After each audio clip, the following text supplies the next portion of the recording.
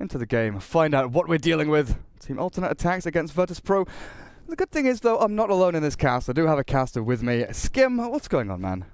Hey, I was scared for a little bit because he started off like, I'm alone. I'm like, what? Did you forget about me? I'm fully alone. No one here with me. Just me here, and take a look at this. Oh my goodness! Now, for the past what 4 days or so, Alchemist has seen nothing but play, and Venomancer is up there with him. My pubs have been plagued with Alchemist going the Radiance, Octarine, Manta build, and just split pushing like a Naga. It's honestly ridiculous. But how do you feel about them being first phase pick worthy? I mean, there's a reason this Venomancer is banned against so many teams, right? Just because he puts out so much damage. It's something that you've always sort of had. Just the fact that Venomancer just technically just needs to go in and drop his ultimate, and then suddenly the enemy team kind of has to retreat. But I don't know, teams put so much more value into this Venomancer these days, and I think it's just a solid pick because it's very versatile. You can put him on the off lane, you can put him in mid lane, technically even as a support.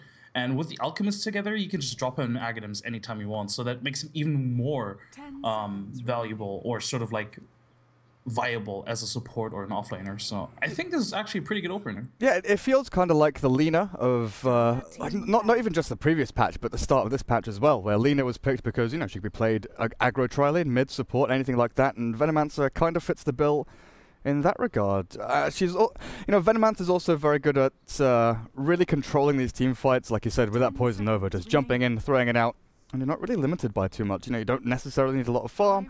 You can just get along with your skill set. Now, VP, they ban out the Ember Spirit here. Team Alternate attacks, no big surprise, they take out the Wisp, Ember, but they have allowed Alternate to get their Shadow Fiend, which is a hero that they've been very successful with, while Alternate, they ban out the Silencer there. Pretty scared of that Illidan one-roll Silencer, huh? Yeah, it is definitely something that you want to respect. And this is something where, I mean, a lot of people, I mean, I hung out in chat earlier before the stream, and people just say, oh, Virtus.Pro is obviously just going to win this, why even bother? But that's not necessarily true, because Team Alternate, they have all this information regarding Virtus.Pro, right? They know what Virtus.Pro does because Virtus.Pro has been playing so often in the past few months, whereas Team Alternate, unless you really specifically research them, may not really be one of those teams that you're prepared against. So I think they sort of have an edge in that regard, knowing what Virtus.Pro usually likes to run and what they don't like to run. And by the way, I love that Ancient Apparition pick. I'm not sure if you followed the North American qualifiers so far for the Frankfurt Major, but a lot of them pick AA just as a counter towards the Alchemist, and it is a really good counter. Well, we first saw it from Vega at ESL 1. Sure. So they definitely caught on very quickly, thinking, hang on a second, Alchemist, with that ultimate up, he's tanky as all hell, so what can we do to stop it? Ice Blast out, and Virtus.Pro, honestly, this is just disgusting.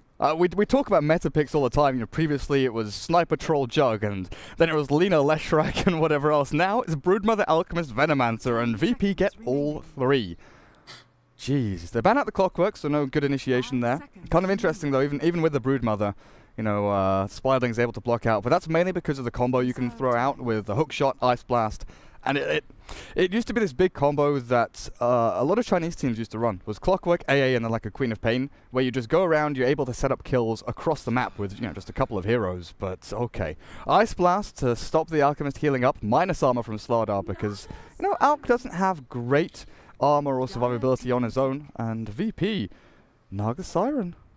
Honestly, if you're a team like, okay, Durkar, you play a lot of pubs, right? And if you're in a pub and say you've been AFK for the first 5 minutes, the picks are going on, and you come into this game and you see these 4 picks from your opponents: Venomancer, Alchemist, Broodmother, Naga Siren. I rage quit. I was like, see you guys, you have fun with this game, I'm out of here. Exactly. And just what is Team Alternate going through right now? Because this is something that, how do you play against this? You've got the cold sweats. You're just there like shaking and sweating like, oh god, we've got to deal with this again. Please no. But yeah, Broodmother alone is already just so it's just so annoying to play against. And then you have like disgusting Venomance and Alchemists, and oh, to top it off, we have a Naga Siren. Woohoo! Well, I get Sasu his Tusk, so I guess they've got some good initiation here, but this is the thing. Laning phase is the worry, right? Broodmother does very well in lane. There's nothing really to shut her down. And where do you even go from here? I'm wondering now, actually. I said the offlane Tusk, but I kind of feel like they need a support hero or something that can deal with this Brood. But there's no Darkseer, there's no Ember Spirit, there's nothing that can really shut her down and control her in lane. So I wonder if they deal with her just by, you know, spamming sentries and trying to look for kills. It's honestly going to be very difficult. And then if you have the Naga Siren running around, you know, riptiding and causing all this havoc, Alchemist getting bounty runes and getting, you know, 1,000 gold a pop or something like that, it's rough. But VP with their final pick, I'm assuming Broodmother offlane, Alchemist towards the mid. Okay. So Alchemist safe lane then. Yeah, most likely. G is definitely the TA player on that team, unless they've changed it around a bit. But G was such a good TA player that when TA wasn't even a meta pick, Chinese teams just banned it against G when he wasn't LGD, and that's how good he is on that hero. Interesting. So it's definitely support Naga Siren, Venomancer. I mean, it was sort of obvious that Naga Siren was going to be support, but this definitely is a nail in the coffin in that regard. And Team Alternate, how do you deal with this? Do you maybe try to be very aggressive early on, maybe even go aggressive tri-lane to sort of like exploit the weakness of this early Venomancer and Naga Siren? Because in lane, they aren't necessarily that strong. It's a possibility. I love the Visage ban, though. You know, Lil's Visage is an absolute threat, regardless of your lineup. But TA mid, Shadow Fiend does decently there. It's very skill-based, like heavy in that matchup. I've seen Shadow Fiend's wreck, I've seen TA's completely demolish the SF, and I've seen it go perfectly even. But it's a support Alchemist. We've been fooled. We have been. Venomancer in the one role. Okay, this possibly makes more sense, to be honest. Well, I mean, I guess. We're not going to see a 30-minute radiance, 30-second radiance, are we? No, definitely not. What's the fastest now? I swear there was like a 9-minute radiance the other day. I think 9 minutes is the record at this point. But, I mean, the qualifiers are still going on, Durka. I believe that this record can be broken again. Okay, broken and broken and broken. Well. So it will be Tusk off lane for Sasu. We don't know if he's going to go up to the top lane to deal with the Broodmother, but I think Crystal Maiden deals decently with the Brood. You know, you buy a couple of sentries, you've got Frostbite, you've got stuns, and the fact that Ancient Apparition can hide in the fog and the Iceman cometh, he's got that increased range on Cold Feet. You can actually get a ton of lockdown onto that Broodmother before she can really react. Yeah, I think ATN has a fair chance in the laning stage. I think a lot of it will come down to the mid lane, actually. Just the lineup in general, TA versus SF, is a 50-50 thing, but G, again, he's such... Exactly, he's so strong, and I feel like the SF, or rather ATN, they need to make sure that SF gets a little bit of help. And this is where this kind of gets tricky, right? Because you want to dedicate a lot of heals to that Broodmother to shut her down, but at the same time, you also want to have somebody rotate to the SF to sort of like help him. And if you play the CM, like Liquid does, for example, where Kuro just jungles for the first 3 levels, I think ATN, they will have to come up with something tricky, because they have to sacrifice something, either the SF or the Broodmother. See, now, what's the chances here that FNG buys very little, goes to get the bounty rune, and gives a bottle to G?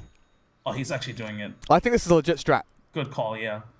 I actually think this is a super legit strat. Like, he's got 500 gold, actually. I'm calling it now. Like, I've seen this before from, it might even have been VP. It was... Oh no, it's a South American team, never mind, where they had a Chen, and he bought nothing, went to get the bounty rune, got a bottle for his mid laner, and he did that, but what's FNG got? No, he's got himself boots, so it's not happening. Okay, I think they thought about it for a second, but going over to Dire, I've seen a ton of AAs go towards the mid lane, give Chilling Touch to your Shadow Fiend, and it's, you know, similar to what you do with kind of the Naga, the Visage, the Winter Wyvern, where you're just giving that kind of guaranteed first wave of last hits in there. Chilling Touch gives him that little boost of damage, gets in with the souls, but he's actually got Razors first, which is the normal kind of startup against the TA. But lanes, DK Phobos up at top, the Broodmother, going to be dealing with Supreme on the Slardar, and the supports, Nisha, and Anti-Mage. Ancient Apparition. I've seen so much Anti-Mage, it's just like ingrained in my memory. Exotic Deer, with the annoying taunt on your Shadow Fiend, and Crystal Maiden. Lissash there. Down on bottom lane, who's this? Sasu on the Tusk.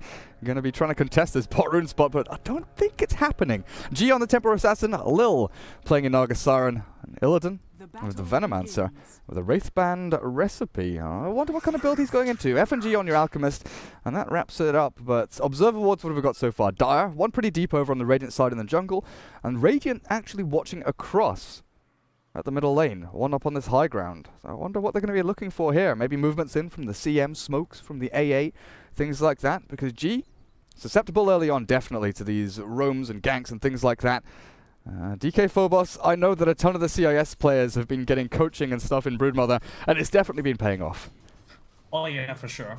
And I think this is one of the more interesting things to watch out for in this game. Oh, FNG, nah, he's not going to do anything. But yeah, this is one of the more interesting things to look out for, how this Broodmother is going to be played, because Fnatic earlier today, for example, they picked up a Broodmother, but it wasn't actually that strong, just because Chrissy didn't really utilize the Broodmother as much as, say, Mag does on Vega. So I think it will be interesting to see if Phobos can sort of like live up to his to the hype that is the Broodmother. Well, we'll see what he gets up to now. Sasu, he's been stacking up these creeps with those ice shards, actually building it up. But look at this, the pull across. Illidan has to deal with this double wave while the pull through actually goes from Lil, blocked in by the shards. But it's all fun and games for Sasu right now. He's running around. He's got up to level 2, so the snowball's there. Probably buy yourself a TP and try and react to what's going on, because G at middle lane burnt through the refraction already. Exotic Deer with his bottle up already. Oh, misses out on cancelling the salve. Close, but G, he should have a decent time from here on out. You know, he's got himself a fair amount of last hits, 7-3 to the 7-0 of the Shadow Fiend, and this is where things get a little bit nasty for him, which is why Lissash already making a movement in. G held with a Frostbite. Exotic Deer, he's got 2 points in raises, and G potentially could die here. There's no refraction left, and he will actually go down. Wow, really good rotation from the CM. I mentioned earlier that, you know, CM jungle, it is always good to rotate to the mid lane, but usually you don't really see the rotation until she hits level 3 and has like boots. But yeah, that was really good timing, and she's sitting at 900 gold. Do you go Midas? Never mind, she already bought stuff. She's like, nah, mate, gonna go boots, not gonna go Midas. This guy, I don't think there's the timing for it. You know, you need to expend so much dealing with a Broodmother who just got the Soul Ring that going from Midas would mean that you have this period of, like, you know, 4 minutes or so where there's no smokes, no sentries, no dust, nothing at all to try and get in there. Because Nisha, you know, not actually leveled anything up yet, has sentries and dust, and is trying Phobos. Where is it? There we go. Sentry found. Going to take it out, but still going to get caught here, it looks like, with the dust out from Nisha. They've got the stun and the chilling touch. Vortex out as well, and Phobos dropping very low. Supreme gets in there with a few more hits, and he should be able to bring him down. Broodmother does drop. Meanwhile, towards middle lane, FNG comes in with the acid spray. Exotic Deer should be able to escape this one. Sasu has already snowballed shards and could potentially turn back into this. With Snowball ready, are they going to go in? Are they going to go in? They've got vision. Yep. Shards there. FNG's blocked, and they've got Raise. Yep, there we go. That should be a finishing blow. And Exotic Deer, great start off for him.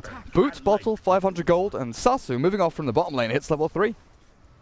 Yeah, that was a really good gank from the Tusk. Sasu got a haste rune bottom lane, and even though VP had vision over that, I think this is the most critical thing here. G had full vision on that, yet he kept playing so aggressively in the mid lane. I watched the whole thing, and it was just good awareness from Sasu, but I guess nobody on VP called it out.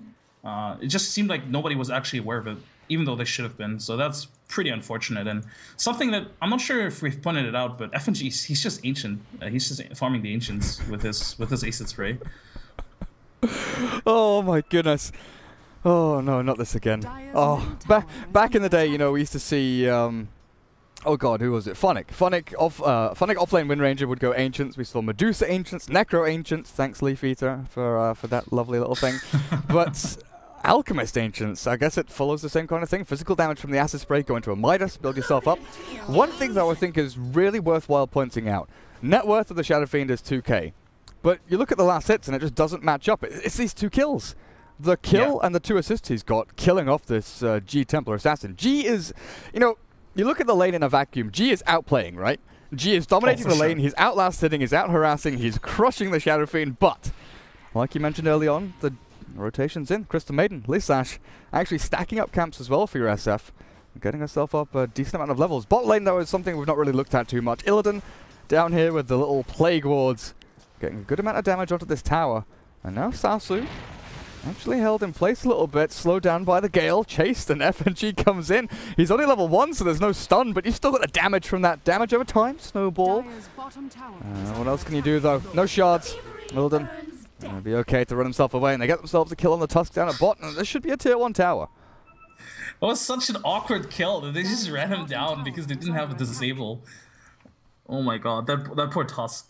But yeah, coming back to the mid lane, I think G kind of losing this lane comes back to Phobos not being able to apply more pressure onto this offlane. What you usually want from a Broodmother is like draw the attention from the enemy safe lane and from both supports in an ideal situation. But he's not really pressuring them too much. Now he's sort of like harassing Nisha here and there, but I don't think that's enough. Because the Crystal Maiden is not even needed in this lane, meaning she was able to rotate to the mid lane, right? So I think this sort of like comes back to that again. And G, I mean, yeah, again, he's completely outplaying that SF, but it's to no avail when he gets killed twice. And that's the thing. This, like you think that the Broodmother would be able to crush the AA alone and just leave the Slardar to farm and deal with it that way. But the fact that they can actually react, oh god. Right, there we go. First missed kill of the night. Last one hopefully as well. Bot lane. Sasu does actually drop there as FNG comes in with a stun. But yeah, Broodmother has been having to deal with these well-placed sentries. The dust at level 1 from that Ancient Apparition is that really annoying threat to deal with. And now Slardar, with his level 6, he's got amplified damage. So Phobos doesn't have the mobility and kind of tact to be able to run himself around. So they're going to look towards middle lane. But G and FNG, they've both been spotted here by that nice Star Observer Ward, seeing them both come in. And that's pretty freshly placed as well. And it's a very unusual Observer Ward as well. Usually when you see an Obs in the mid lane, you want to place it on the other side of the river, right? So this is a very defensive ward, but it is really good, honestly. Just because there's two supports that could technically roam in with the Naga Siren and the Alchemist, so very nice awareness. And FNG, I don't know about this Alchemist, man. Oh, DK Phobos. He's not slowed by the Nova, so should be okay as long as he doesn't turn around to try and do anything silly. Well, this Ash doesn't get the Frostbite off, so he does actually run himself back to the tower. And these little spiderlings, you know, you can't just let them run down your Crystal Maiden. They do a ton of damage when they're grouped up like that. How are we looking for FNG, though? Because he's got his first point in Greed. He's still got some Ancient stacked up, but that's going to be for the Templar Assassin. Now she's hit level 7. You can clear through these pretty easily with the Acid Spray down. Goodbye armor. Easy, easy takedown for these. So G should pop himself up to a good amount of net worth. This actually should put him up ahead of the Shadow Fiend, even though SF's been clearing stacks, clearing out this jungle, and has a couple of kills to his name. So it's going to be a nice little boost there. Put him up to treads. Ancient Apparition, though, is the one that we're looking at. Getting up to level 6 at mid. While FNG is kind of looking towards the same, get himself a few levels, but the stun coming in, Exotic Deer, TP's cancelled! And G, he's going to chase him down. With the Chilling Touch down, they're going to try and get this kill, and they will back onto G, but the AA unable to save his teammate. Meanwhile, the Broodmother gets a kill up on top, does bring down the Crystal Maiden, and Slardar couldn't do a damn thing about that one. You know, there's no dust, there's no sentries. Oh, there was dust, actually. Crystal Maiden had dust, but still couldn't save herself. Yeah, that's just pretty much Crystal Maiden, or the life of a support against a Broodmother. Most supports just are eaten alive by these spiderlings, to be honest. And unfortunately for the Crystal Maiden, she ran into a camp full of spiderlings because DK Phobos was just feasting on a neutral camp, so it's not much he can do. Well, there's your Ice Blast. Nisha hits level 6. So they've got a pretty good timing, actually. 8.5 minutes in, you look at the Venomancer down in bot, and it's going to be the kind of old school build, Arcane's mech, and go for the Utility Mancer and into like Blink Dagger Aghanims, things like that. It's not the Midas into straight Ags or anything like that build that we've seen previously. But I guess if Alchemist can go, you know, into a Solar Crest, into a Medallion, whatever he wants to, he can actually start building Ags for his teammates very early on. But the thing is, he only needs one, right? It's just the Venomancer, who's actually snowballed on down at bot. Poison Nova's out, but Sasu should be able to get this kill with the Gale. Maybe he's going to give up his life for this one. They get the hits in, and Illidan, he's not going to die. The stick charges, and look at them TPing out in Snare. Not there in time, and Lil doesn't cancel a TP, but Venomancer survives through it all, while the two heroes who are playing aggressively onto him have to get back to base. That was good. Well played from Illidan, actually. He was kind of like baiting them into it, and he kept his stick charges. Like, he had 5 stick charges. He was basically safe, so... Yeah, it's perfectly fine. If Lil had realized sooner, gonna TP his net to these onto the CM to secure that goal, but oh well. Oh, Lil has Arcane Boots, getting up to level 6, but this Broodmother starts to take control of the enemy jungle now. When you start pushing it onto the tier 1, you take that, you take control of the enemy jungle, you stop the Crystal Maiden from farming, and then you've got these dominant lanes that we were talking about. The Templar Assassin, who is difficult to kill, and is now taking down a bunch of jungle stacks as well. G is starting to race ahead and create that gap, which is sometimes difficult to bridge. Shadow Fiend loves to be ahead in net worth, loves to be at the top of the board, but Templar Assassin, we've seen time and time again as a fight starting to break down at bottom lane. They kill off the Alchemist, and they want to look for more. G is hiding. With the Mel Strike out, he gets Supreme, but there's no follow through, and they're going to group up as 4 here to push into the mid-tier 1. Yeah, as you nicely pointed out, like, this is really well played from VP, sort of like giving G this whole. I mean, they gave him like 3 to 4 stacks all across the jungle. This is really nice. Just even if he been shut down in the jungle, it's just really good to give your carry such a boost, especially if it's up against an SF who is a much better flash farmer, I think, than the TA. Oh yeah, definitely. Interesting. If G gets fat, oh god, G's jumped on here. They get the amplifier down to Illidan. Ice Blast's going to miss completely pretty much there. G does get hit by the trail, and Illidan turns back. He's got mech up on him, but he's going to wait for this Ice Blast to wear off onto his teammates. Gets punched into the air, and he will get finished off with a Chilling Touch, Cold Feet combo. Exotic Deer, though, walks into the middle of 3. Says hello G, but Lil and FNG, they put him in his grave, and now they're chasing down Nisha. But the trap's slow, outstun, and this should be a nice little kill with the ensnare to secure it. A few hits out, and that's it. G gets himself a chunk of change there. Pushes them even further ahead. Shadow Fiend had no right whatsoever to be walking in, but maybe Supreme gets a little bit of return, but the song is there from Lil. And they want to turn and fight this without stun. They throw it out, the concoction lands, and Supreme looked like he was going to get a free, cheeky little kill onto G. And Lil having none of it. That was actually pretty good awareness that they were able to turn this. Usually what you see is just, oh, you song and you immediately run away, right? Just because the TA was so exposed. But they just knew that with all this minus armor, which by the way is really disgusting, the amount of minus armor they have now, they knew they couldn't melt this slaughter. Now, DK Phobos is going Orchid on this Broodmother and actually kills off the Crystal Maiden in the middle of her base. But yeah, DK Phobos Orchid on the Broodmother. This is like the epitome of old school builds, right? You know, TR2, TR3, yeah. Broodmother Orchid, just go off lane, kill off supports, and finish things off. We saw a little bit of a resurgence of it in China at the start of the year, until the kind of Midas Dagon build became popular, just after the Necro Unit book. Necro book. But Orchid against Crystal Maiden AA, even against a Slardar who doesn't rush into a BKB. You know, treads blink, BKB comes a lot later. And his flash farming isn't that great. They need to fight, they need to look for kills. So Brood is able to actually battle, and the main thing is you stop people from solo defending, right? Someone comes back to defend, they throw their spells, and you just go in and you kill them. You make sure that they can't just send one hero, they've got to commit 2 or 3 to try and deal with you. At the same time, and I think this is why this build is not so popular anymore, like, you can achieve the same pretty much with the Radiance, right? Especially in this... If just by yourself, you kill her with a Radiance, no matter what. I don't think you need to silence her in order to kill her. So this is why I'm not sure if Orchid is really the best item choice here, just because AA and CM are so squishy, you can just kill him without the silence, to be honest. And the SF is gonna go for BKB first anyway, so if anything, it's more against the Tusk and the Slaughter, and I'm not sure if that's that effective, unless he's really participating in those team fights early on. Well, I'll see what he gets up to with it. Grouping up at mid, the Desolator at 1337. 1337, G gets his big old item, and now he can flash farm even faster. Take Roshan, go and look for these kills, and potentially go and 2-shot heroes like the CM and the AA, who do not have a lot of armor or a lot of HP. You know, they're sitting on, what, 853 on this AA because of that urn, 644, the Crystal Maiden, not looking too hot. So they've got to be very wary about their positioning. You know, Sasu can come in and save them from time to time, but he's not gone for that utility build. He doesn't have the Arcane's mech. He's gone drums, phase boots. And then the Shadow Fiend, no mech on him either. So they don't have that survivability item. They don't have that big teamfight item, which often you'd really like to see in these kind of minus armor aggressive strats where you want to be jumping forward, looking for kills.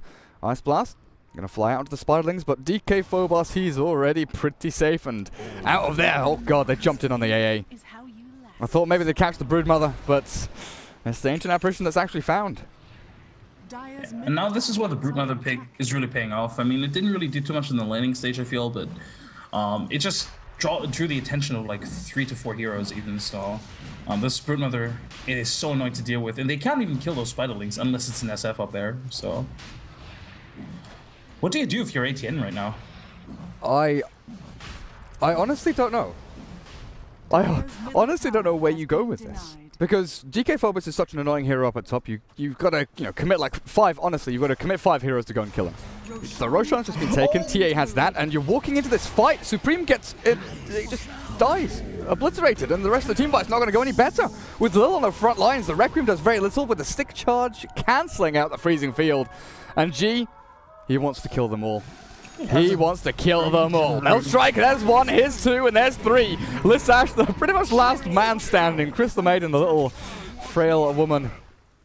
Stun concoction not going to get launched out, but G should be able to chase this one down. 1-hit kill. Bam! There we go. Ultra kill for G. Nisha escaping. But guess what? Broodmother's up at top. That was a 4v5, and you still lost, completely. You were demolished. I wouldn't blame them if they called GG, because what can they honestly do? I mean, it was almost actually not the perfect initiation, but it was pretty good initiation from them, honestly. The AA blast hit the TA, and TA was actually stunned up by Roshan, so she couldn't do anything in the beginning. I don't know. I feel like ATN, they don't really have an opportunity to actually get this game anymore, just because they can't really deal with the Broodmother. This TA is incredibly strong, has a Blink Dagger, is probably going to go BKB next. And even if they do manage to get her down, there's always going to be an Venomancer who has like a really strong ultimate. Yeah. Okay, I've tried to fix the contrast a little bit. Not sure why that was changed, but hopefully it looks good now. I've tweaked it a little bit. Snowball towards middle lane. They're just going to try and go in on Illidan here. He gets his mech off, but it's not fast enough. G. Oh god, it's time to run him down. Frostbite hold him in place. Melt Strike, there's 1. Insta-give over on the Crystal Maiden, and want to splash back on that Sireblade hit. Not going to actually do too much here. Nisha wants to go back in, it looks like, but my goodness. G, let's see what you can do. Supreme on 1/3 of his HP, still wants to get back with the amplified damage. G, the invis rune is popped, but they can see you. They know exactly what you're up to. Up at top, DK Phobos pushing in pretty hard onto the top tier 3, and G walks behind the tier 2. They don't react in time. Splash hit, there we go. Shadow Fiend walks behind his teammate, and G stick charges up, kills off Nisha, and he's not even going to die for it. Lissash, bye-bye. You're done for. Gone. Radiant's courier dies, I guess, to the tower because G was delivering a blink and Guardian Greaves recipe for Illidan. It doesn't matter though. Honestly, does not matter. Before he got those kills, I was like, if he has a blink there, he gets like an ultra kill, right? And then he just walks up to them and they don't run away. They just, I don't know why the SF just didn't run away. When this TA comes running at you, you run. Speaking of running, Supreme, he wants to get away. Well, 18-8. I have not looked at the graphs because it's possibly the scariest thing I've ever seen. 15,000 net worth lead here for VP. 18 minutes in. That's absolutely dismantling ATN here. And 12,000 experience lead. DK Phobos. I mean, you just look at the net worth board, right? TA, Broodmother, Venomancer, Alchemist is higher than the Shadow Fiend. A support Alchemist is higher than your 2-role Shadow Fiend at the middle lane. G gonna lose Aegis though at middle lane, punched out by Sasu. But FNG wants to go back in here onto Exotic Deer. They turn. G is gonna get amped up, but there's the Song of the Siren. Reset the fight. And they're able to actually extract their heroes while DK Phobos fights up at top against the tower. Requiem gonna get launched out, but Supreme's already gone. The G finishes him off, and Nisha. Ice Blast is ready. You've got to throw it, Illidan will get taken out by that one, but TP out from the Sasu Tusk. Crystal Maiden does get that godlike streak of G, but look at that, he buys back, buys BOTs. It's time to end the game, guys. Let's take top racks, let's take mid-tier 3.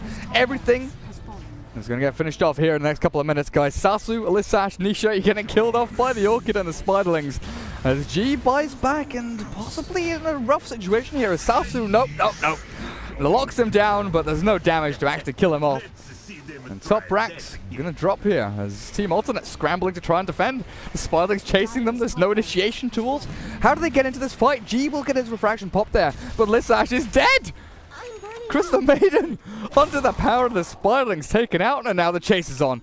If they had Blink here over on G, then maybe they'd run into that one, but look at him. He's got BOT's Treads Desolator, and his Blink is on the dead courier. Their Greaves are on the dead courier because this Venomancer has a Veil now, but Supreme jumps in with a Snowball. They'll be able to stun him up a little bit here, and FNG, his concoction will catch them both. Supreme, no miss uphill. Oh, G gets a couple refractions back up, turns to fight. The ensnare is there, and this is exotic J drop and kill dead. G, are you gonna die actually? The cold feet will proc and finish him off, but Nisha has walked into the middle of the death squad. The hordes of Virtus.Pro heroes just surrounding them all. And just sort of, I just sort of point out that both supports got both kills on G, and they were able to farm, like, just because of the kill streaks they ended, they were able to get a Glimmer Cape and a Meg, respectively. That's just how much G was worth at the end. Well, that's game number 1, guys.